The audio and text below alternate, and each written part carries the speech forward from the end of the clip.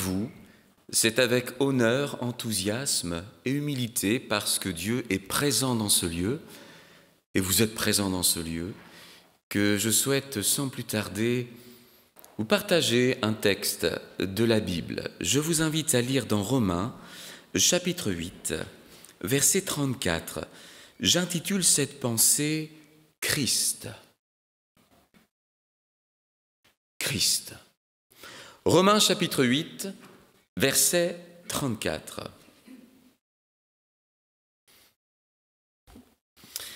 Et nous débutons justement avec ce beau mot, ce beau titre, Christ. Romains chapitre 8, verset 34. Christ est mort. Bien plus, il est ressuscité, il est à la droite de Dieu et il intercède pour nous. Nous relisons, Christ est mort, bien plus, il est ressuscité, il est à la droite de Dieu et il intercède pour nous. Je vous invite à prier quelques instants.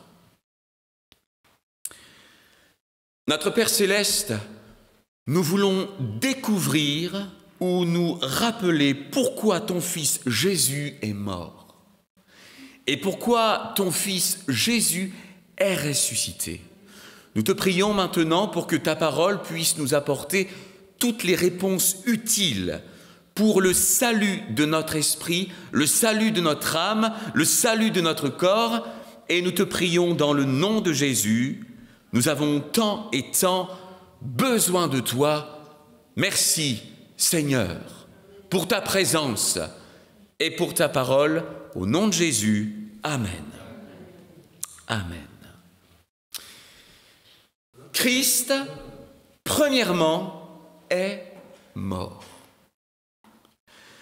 Paul écrit très simplement que Jésus est mort. Et oui, après une naissance, après une enfance, après une adolescence, après une vie d'exception, Jésus est mort en tant que Fils de l'homme et Fils de Dieu.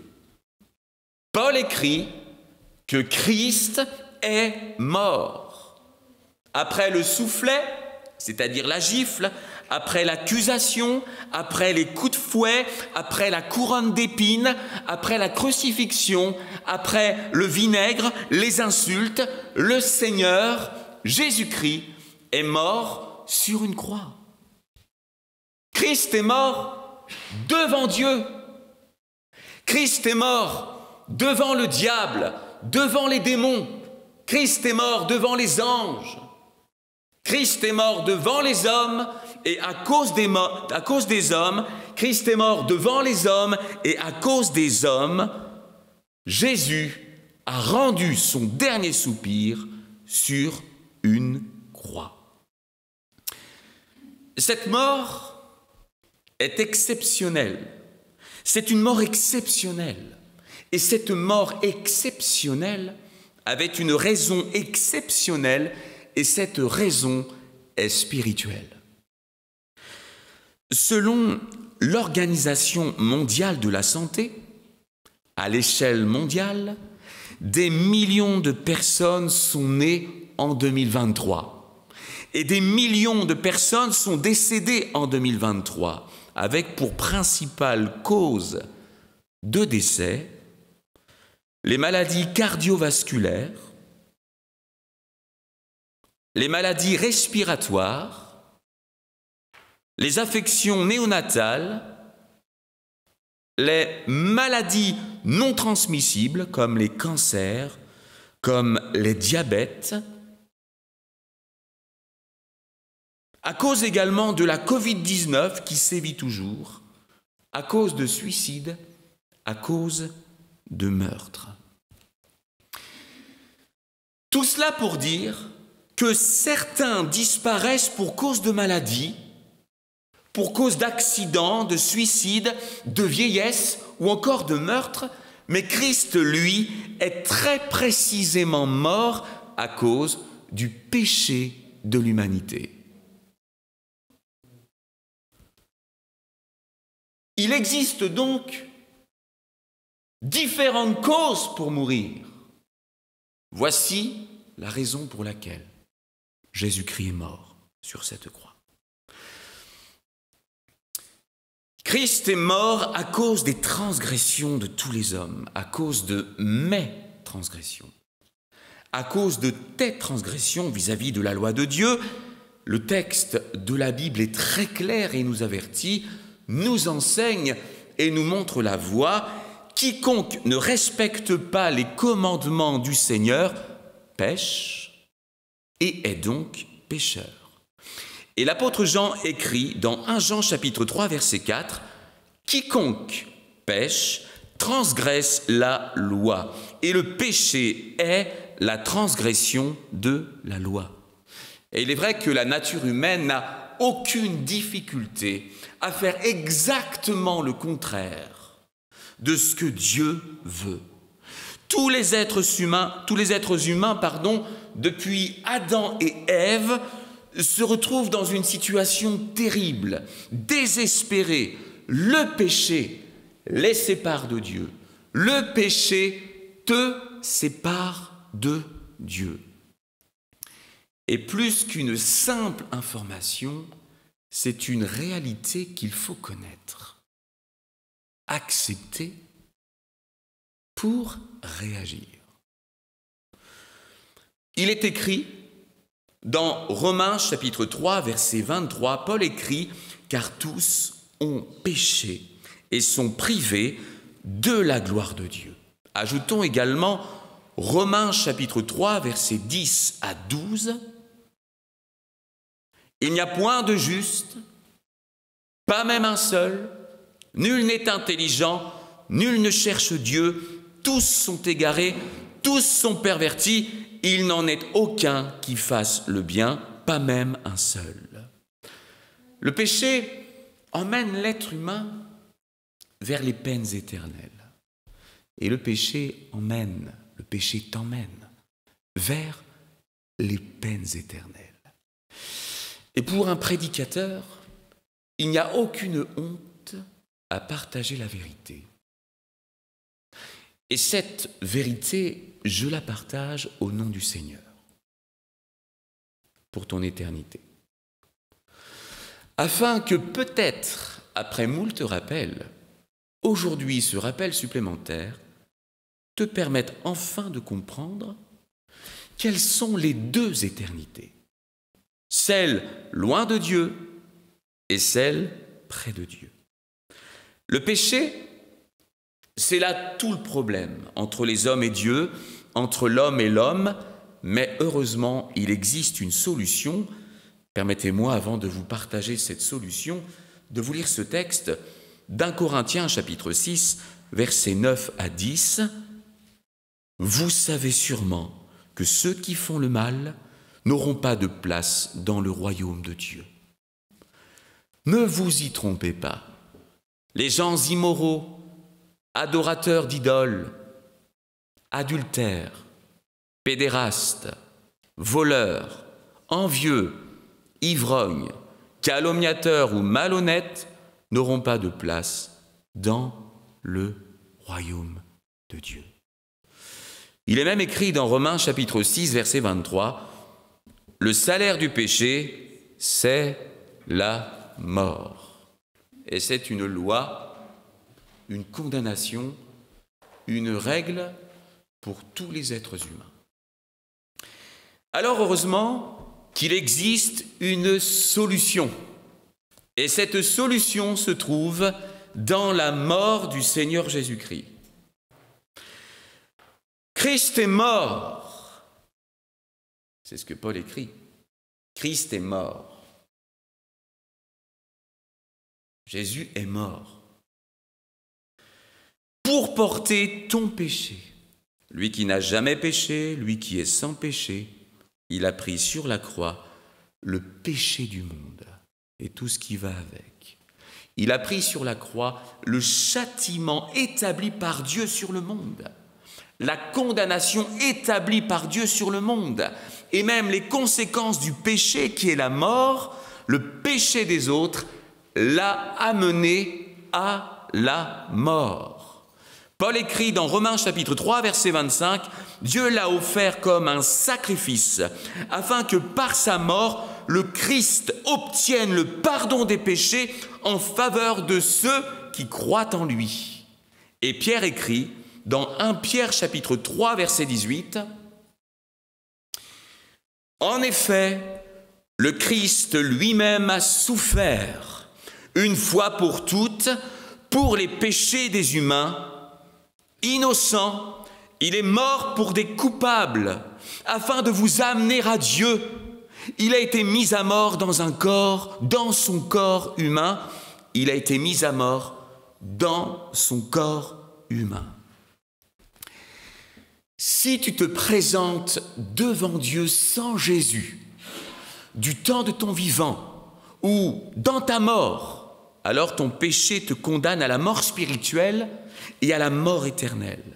Ton péché te sépare à toujours de Dieu. Ton péché ne peut pas être pardonné par Dieu. Ton péché t'emmène tout droit vers le lieu de tourment, vers les peines éternelles.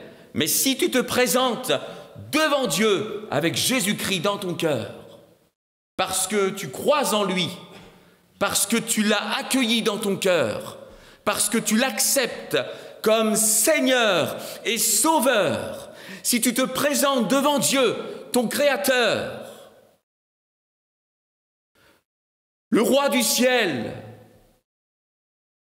le Seigneur souverain, si tu te présentes devant lui, du temps de ton vivant ou dans ta mort, avec Christ dans ton cœur, ton Seigneur, ton Maître, ton Sauveur, alors ton péché ne te condamne plus, car Christ a été condamné pour toi. Ton péché ne te sépare plus de Dieu, car Christ t'a ramené à Dieu. Ton péché est pardonné par Dieu, car Christ t'a obtenu la rémission. Ton péché ne t'emmène plus dans le lieu de tourment ou dans les peines éternelles, parce que Christ t'a ouvert le chemin du ciel. Et dans une démarche personnelle, et c'est tout l'intérêt de ce message, dans une démarche personnelle, tu te repens personnellement devant Dieu. Tu demandes pardon à Dieu pour tous tes péchés, parce que tu crois que Dieu peut te pardonner.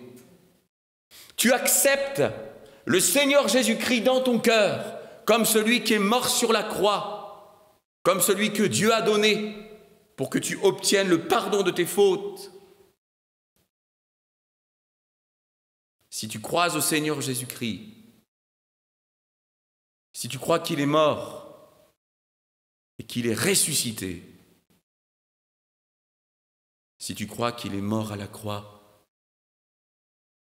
pour que tu obtiennes le pardon de tes fautes, pour que Dieu t'accorde son pardon, et si tu crois que tu peux demander le pardon de Dieu maintenant et que Dieu peut te pardonner, alors dans ta démarche et en retour, le Seigneur t'accordera son pardon pour l'éternité.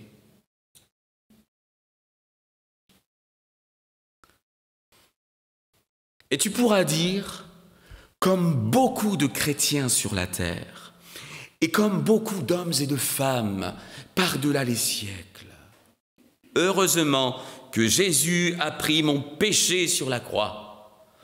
Heureusement que Jésus est mort sur la croix. Et heureusement que j'ai saisi cette vérité par la foi, parce que je sais maintenant que je suis le bienvenu dans la voie du salut et que je marche dans la voie du salut chaque jour. Christ est le titre de ce message.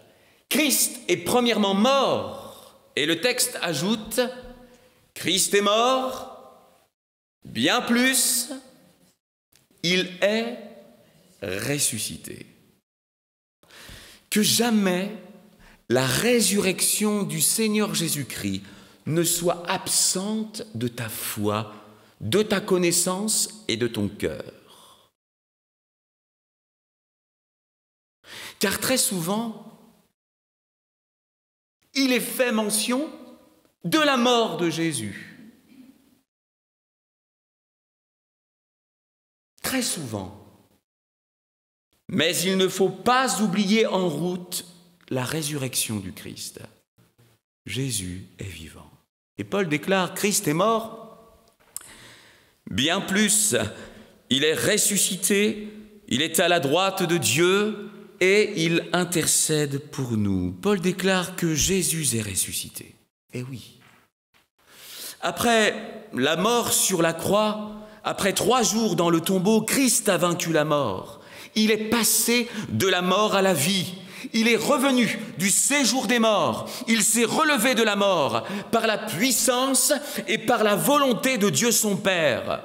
Parce que le prince de la vie, qui est Jésus-Christ, est plus grand que le prince de la mort, qui est Satan, le prince de ce monde, le prince de la puissance de l'air. Parce que Jésus ne pouvait pas être retenu par la mort. La mort ne pouvait pas retenir Jésus dans ses griffes, précisément parce qu'il a porté le péché des autres et non les siens, et parce que Jésus a été fait péché. Le péché des hommes est resté dans la mort, mais Jésus, lui, n'est pas resté dans la mort. Il est vivant. Jésus est vivant. Jésus est saint. Jésus est sans défaut, sans péché, et la mort ne pouvait pas le garder. Dieu est juste, Dieu est grand.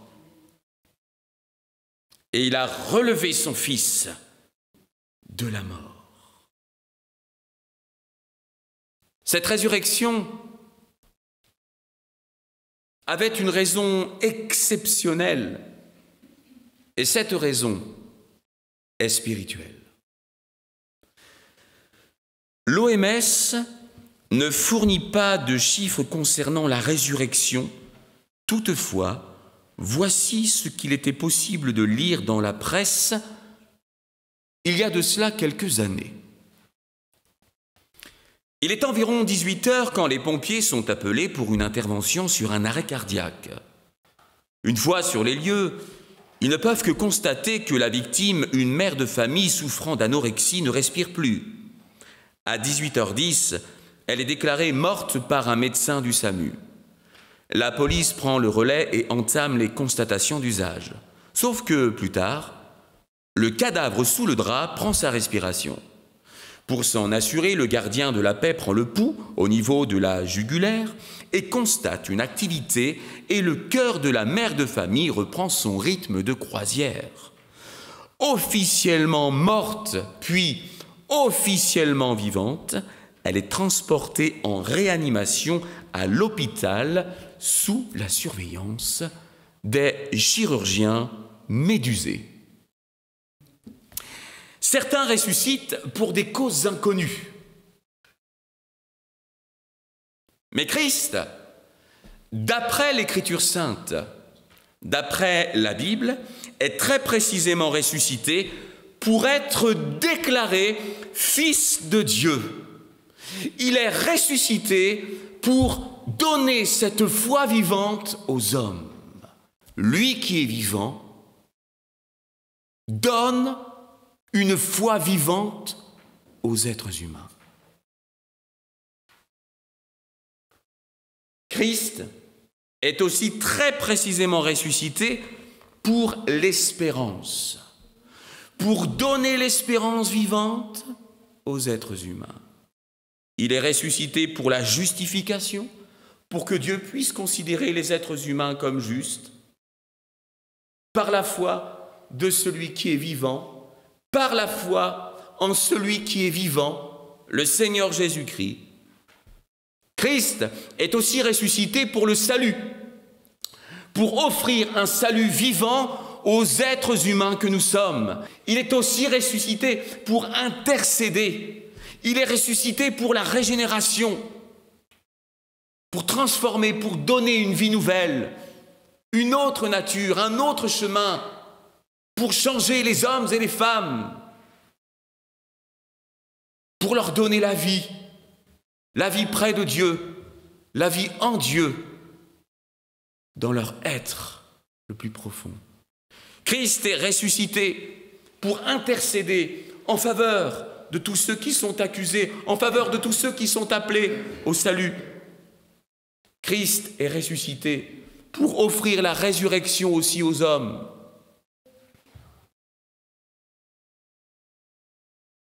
Parce que les hommes naissent, évoluent, grandissent. Les hommes meurent. Et ceux qui meurent dans le Seigneur, ceux qui meurent avec la foi dans le Seigneur Jésus qui est vivant, ressusciteront. Leur corps ressuscitera. Christ est mort aussi pour préparer. Christ est mort et bien plus il est ressuscité. Christ est ressuscité pour préparer le jugement de l'humanité. Christ est donc ressuscité pour que tu saches que le Fils de Dieu n'est pas resté dans la tombe, mais que depuis 2000 ans, il est vivant et aujourd'hui, il peut devenir ton frère, ton Seigneur, ton Sauveur. Christ est ressuscité pour que tu saches que la foi et l'espérance ne sont pas restées dans la tombe, mais qu'elles sont placées et bien données par quelqu'un qui est vivant, par le Seigneur Jésus. Et aujourd'hui, la foi et l'espérance peuvent habiter en toi. Christ est ressuscité pour que tu saches que la justification n'est pas restée dans la tombe, mais qu'aujourd'hui, elle se trouve pleinement en celui qui est vivant.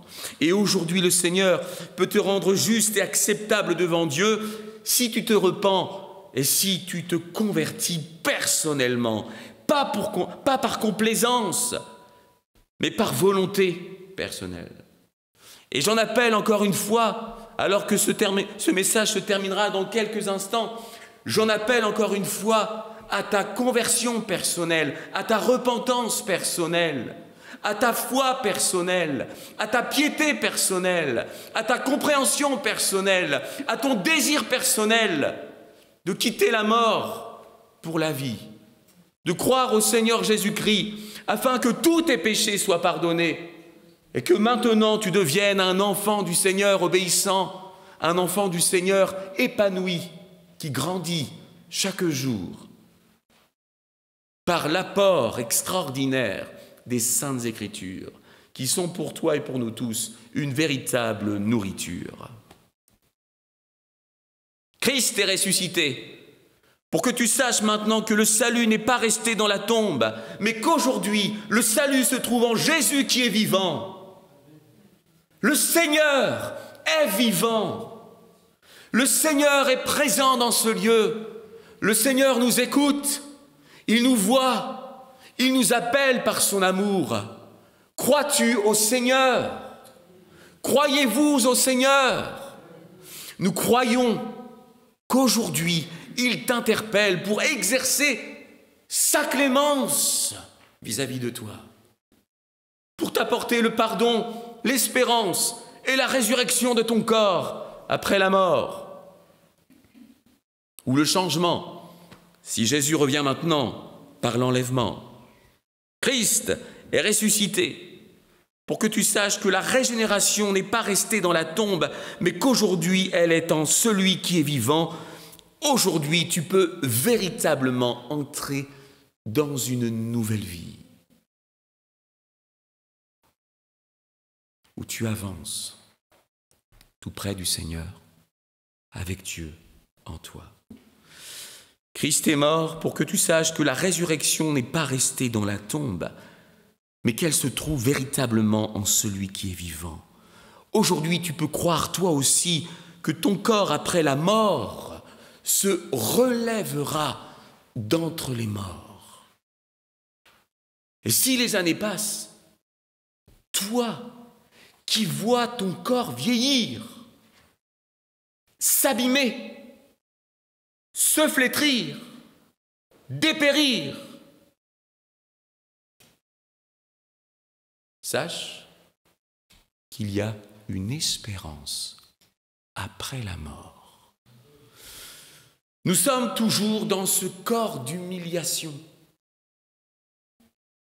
qui se détruit petit à petit. Christ aujourd'hui sauve ton esprit et ton âme immédiatement. Et Christ sauvera ton corps. Il le fait déjà, mais il le sauvera dans les faits, de façon effective, à l'heure de la résurrection. Et tu ressusciteras dans un corps non vendu au péché, un corps glorieux, semblable à celui du Fils, un corps incorruptible, un corps indescriptible, un corps extraordinaire que le Seigneur te promet. Alors réjouis-toi dans ton esprit, parce que le Seigneur sauve ton esprit. Réjouis-toi dans ton âme, parce que le Seigneur sauve ton âme, et réjouis-toi aussi dans ton corps qui te fait souffrir et qui t'amène beaucoup de chagrin et de peine, car c'est toujours très compliqué de se voir dépérir. Mais sache que par la foi, ce n'est pas la fin. Jésus dit, « Je suis la résurrection et la vie. » Tu es appelé esprit, âme et corps par la foi en Jésus à entrer dans la vie éternelle. Le Seigneur te donne la vie. Le Seigneur te prépare la vie pour l'éternité, même pour ton corps. Et je souhaite de tout cœur que cette parole t'encourage et te fortifie, parce que je sais que bon nombre d'êtres humains, et je le vois très souvent en tant que pasteur, souffrent terriblement de voir leur corps diminuer, péricliter de jour en jour. Et vous savez, c'est pour tout le monde.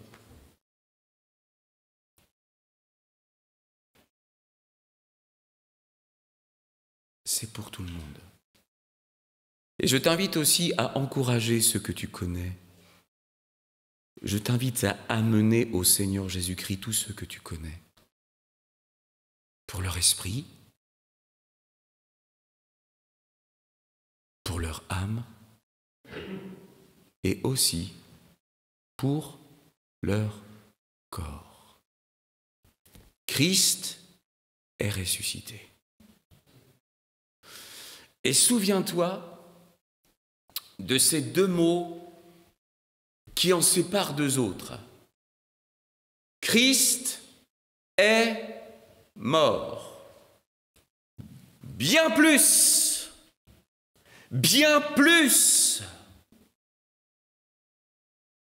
il est ressuscité. Tu penses à la mort de Jésus, tu fais bien. Mais bien plus, tu dois penser à la résurrection du Christ. Le Seigneur est vivant. Et il nous emmène dans la vie, toi comme moi, par la foi en lui. C'est la volonté de Dieu que nous vivions. Christ est mort. Bien plus, il est ressuscité. Que cette résurrection ne soit jamais absente de nos chants, de nos prières, de nos prédications, de notre foi, de notre avenir, de nos projets, de nos lendemains.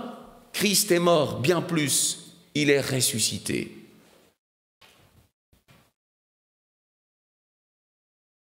Et il a même été glorifié. Le Seigneur est vivant. Il est aussi vivant pour toi que pour moi. Tu repars tout à l'heure chez toi ou je ne sais où tu vas. Réjouis-toi parce que le Seigneur est vivant. Christ est ressuscité pour que tu saches que le jugement des pécheurs n'est pas resté dans la tombe, mais qu'aujourd'hui il se trouve en celui qui est vivant et que tout est en préparation. Mais aujourd'hui tu peux échapper à ce jugement si tu te tournes vers lui de tout cœur. C'est tellement simple et c'est tellement vrai, c'est tellement beau que tu dois le découvrir personnellement. Et c'est justement parce qu'il est vivant que tout cela a de l'intérêt. Sinon, inutile de proclamer tout cela. Si je n'étais pas convaincu, parce que j'ai lu dans la parole, et parce que j'ai moi-même expérimenté que le Christ est mort, mais bien plus, il est ressuscité, si je ne croyais pas à cela de tout mon cœur, de tous mes poumons, de toute ma force, de toute ma prière, de tout mon être, je ne serais pas là pour le dire, car je ne veux que prêcher la vérité, et je veux que tu connaisses cette vérité, que Christ est vivant. Tout est dans la résurrection après la mort. Tout est dans la résurrection après la mort de Jésus. Tout est en Christ. La foi se trouve pour nous dans sa mort, mais bien plus dans sa résurrection. L'espérance se trouve pour toi comme pour moi dans sa mort, mais bien plus dans sa résurrection. Comme la justification, comme le salut, comme la régénération, comme l'intercession, comme la résurrection, comme le jugement de l'humanité. Ce sont les textes en lien avec cette résurrection extraordinaire. Tout cela est bien vivant, tout cela est bien réel, tout cela est bien palpable, tout cela est bien pour nous tous, parce que Christ est bien vivant. Il est écrit dans 1 Corinthiens, chapitre 15, versets 11 à 14, « Or, si l'on prêche que Christ est ressuscité des morts, comment quelques-uns parmi vous disent-ils qu'il n'y a point de résurrection des morts? S'il n'y a point de résurrection des morts, Christ non plus n'est pas ressuscité. Et si Christ n'est pas ressuscité, notre prédication est donc vaine et votre foi est aussi vaine.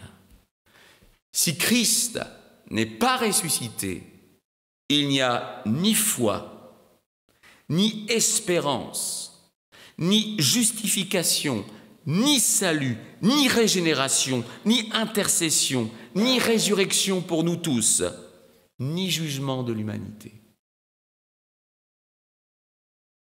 Il n'y a rien.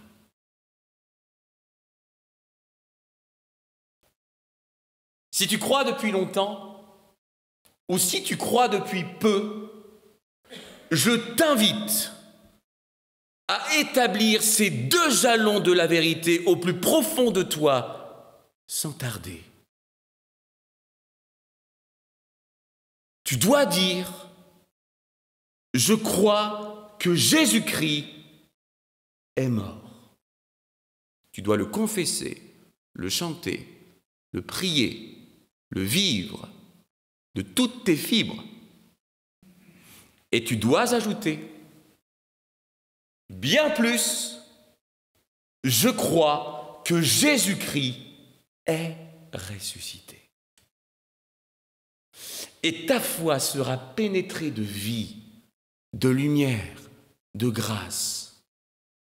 Tu vas t'en délecter, tu vas aussi en souffrir, parce que comme c'est la vérité, Satan placera sur ta route tout un tas de personnes pour te décourager, pour te faire taire, pour te persécuter. Dans certains pays, le simple fait de dire que Jésus-Christ est mort et qu'il est ressuscité, c'est un crime.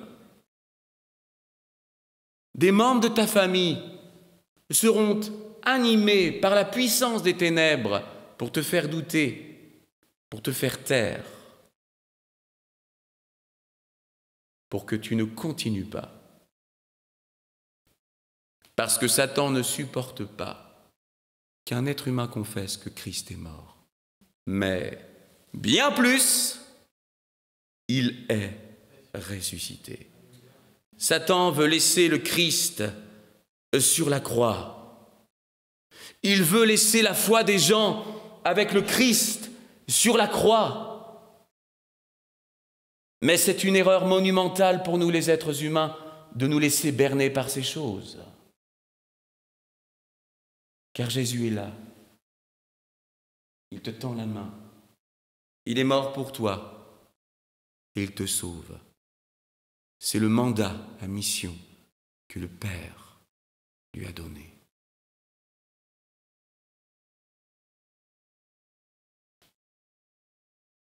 Il a vaincu le péché, vaincu la mort, et quiconque le confesse est sauvé pour l'éternité. Amen.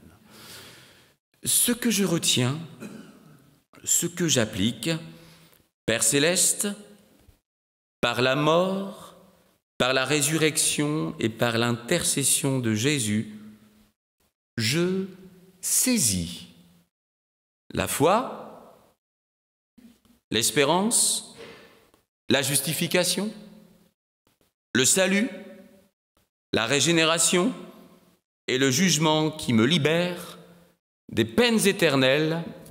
Amen. Je vous invite maintenant à prier parce que le Seigneur vous appelle à venir à lui.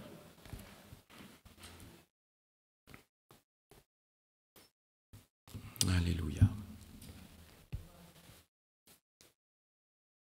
Et je dois me répéter, nous sommes là parce que le Seigneur veut exercer sa clémence et parce que le Seigneur veut exercer sa grâce. Jusqu'à maintenant, tu as vécu ton histoire sans Dieu et Dieu veut aujourd'hui que cette histoire, que la fin de l'histoire soit différente. Il souhaite qu'à partir de maintenant, tu acceptes son Fils, que tu demandes pardon pour tous tes péchés, que tu accueilles le Christ, mort mais bien plus ressuscité, le Seigneur victorieux qui libère du péché et de la mort. Dieu veut que tu croies cela. Et si tu le fais, en retour, il t'accorde son pardon. Il t'accorde son esprit. Et son esprit veut œuvrer merveilleusement en toi, jusqu'à transformer tes pensées, ton cœur, ta vie. Hier ou jusqu'à maintenant incrédule, mais maintenant plein de foi et plein de vie. Hier et maintenant porté vers le mal, et maintenant porté vers le bien. Hier et maintenant porté vers ce qui est juste à tes yeux, mais tu en conviendras avec moi, ce n'est pas suffisant. Maintenant, il faut que tu fasses ce qui est convenable aux yeux de Dieu. Alors, j'en appelle à la démarche personnelle, à la conversion personnelle, à la repentance personnelle, à la foi personnelle. Approche-toi du Seigneur. Il s'approchera de toi. Je vous invite à fermer les yeux. Nous prions quelques instants.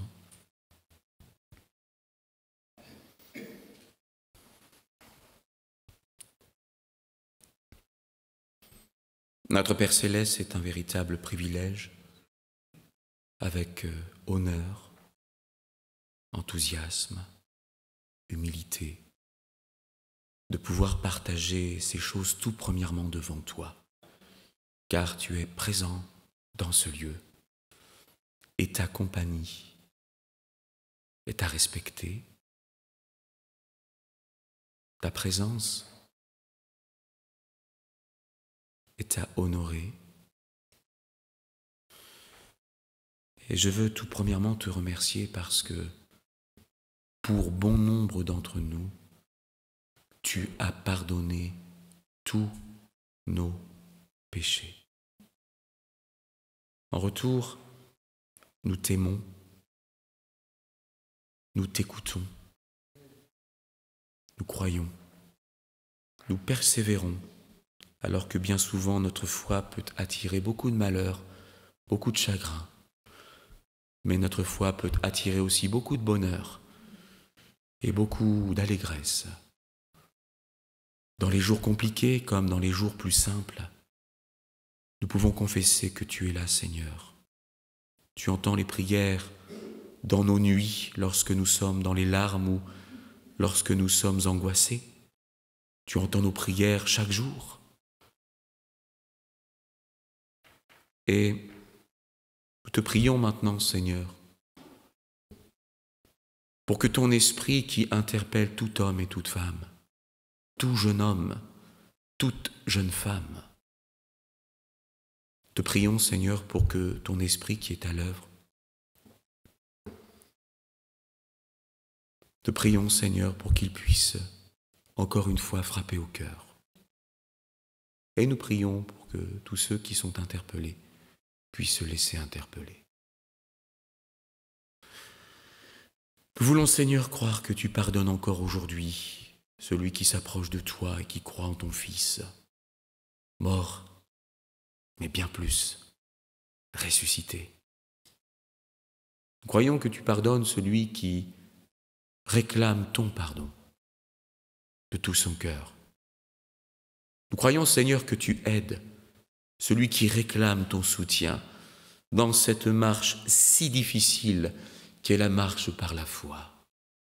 Père, merci de faire grâce et de bénir. Je ne ferai pas d'appel particulier, mais je veux simplement t'inviter, puisque tu es dans une démarche personnelle, nous voulons t'accompagner, simplement à t'approcher de Dieu, de tout ton cœur, avec tes mots, avec ta foi, avec ce que tu sais faire ou ne pas faire. Je t'invite à t'approcher de Dieu avec tes péchés. Je t'invite à confesser tes péchés dans ton cœur, devant Dieu. Je t'invite à venir devant lui tel que tu es, sans faux semblant. Si cette semaine a été pour toi une semaine de déroute, de débauche ou que sais-je encore, je t'invite vraiment à recevoir son appel, à t'approcher de lui pour lui demander son pardon, tout en croyant que Jésus-Christ te permet d'obtenir ce pardon par sa mort et sa résurrection. Et puis, je t'invite aussi à faire ta démarche. Tu fais ce que tu veux, mais sache que ta volonté sera récompensée si tu demandes au Seigneur son aide pour chaque jour. Tu peux simplement lui dire, Seigneur, accorde-moi ton aide, parce que je ne suis pas assez fort pour lutter contre telle ou telle tentation. Je ne suis pas assez solide, je suis trop faible pour dire non à tel ou tel péché. Et si tu fais une demande simple, sincère, nous pouvons te certifier que le Seigneur va te donner la force de marcher sur le droit chemin. Attache ton cœur à ces choses, maintenant.